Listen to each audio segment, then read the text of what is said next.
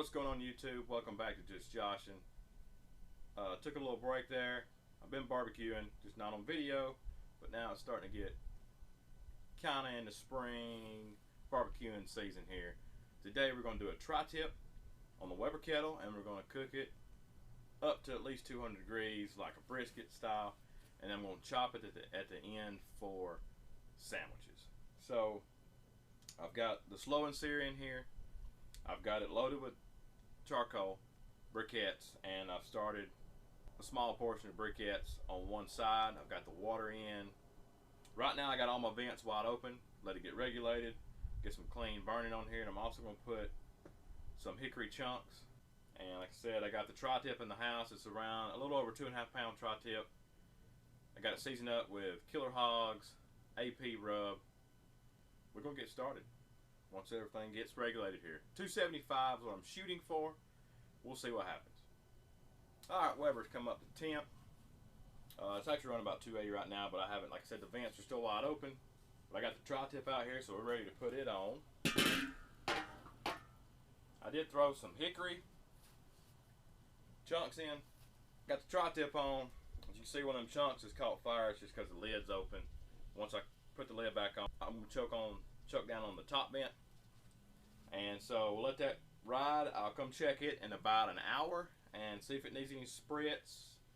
And throughout the cook, I'm going to rotate. That way we get a good even cook on the whole thing here, hopefully. So I'm going to go ahead and put the lid back on. I'm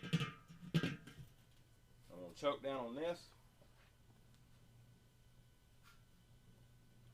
About halfway open to begin with, and we'll see what we get from there. We're about 2 hours in. I've spritzed it one time. About to check it again. We're going to get a internal temp check as well.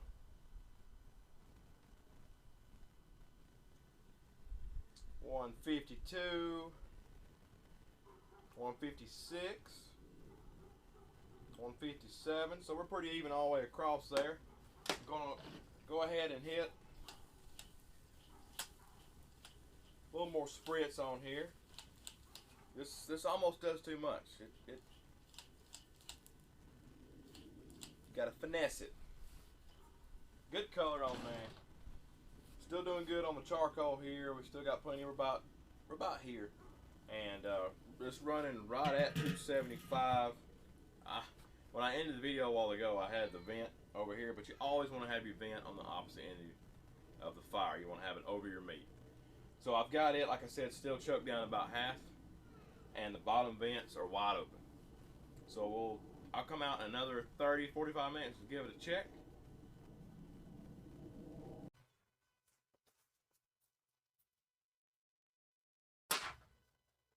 Alright, we have hit 200 degrees. I'm going to pull it out and let it rest for a good 30 minutes. I did wind up wrapping in tinfoil. We got to about 160, 165, and that's where it sat for a little while. So it stalled around there. So I decided I'd go ahead and wrap it in some tinfoil and kind of speed up the process here. So we're going to let it rest 30 minutes. I'm going to slice into it. Normally you'd have to worry about the grain, which way it goes, because tri-tip's kind of different. But since I'm going to chop it up for sandwiches, it's not really that big of a deal.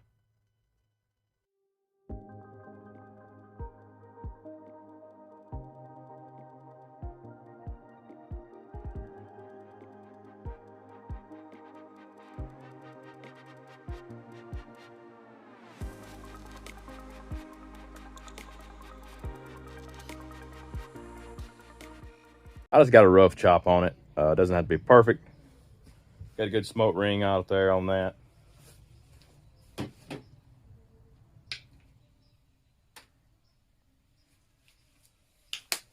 Put a little bit of Full Moon Barbecue Alabama white sauce on there.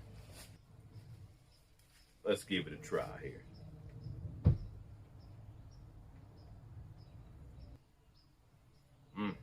Beefy. AP seasoning comes through real good. It's got salt, pepper, and garlic in it, of course. Smokiness from a charcoal. Like chunks. I put them hickory chunks in there pretty early. The video I have on here, I cooked it like a steak, kind of medium rare. It's tender that way. It's also tender this way. It's hard to beat a tri-tip, I have learned. If you can find one, please get it, because you will not be disappointed. But that is all I have for today. Quick video, trying to get back in the groove here of videoing. So thanks for stopping by.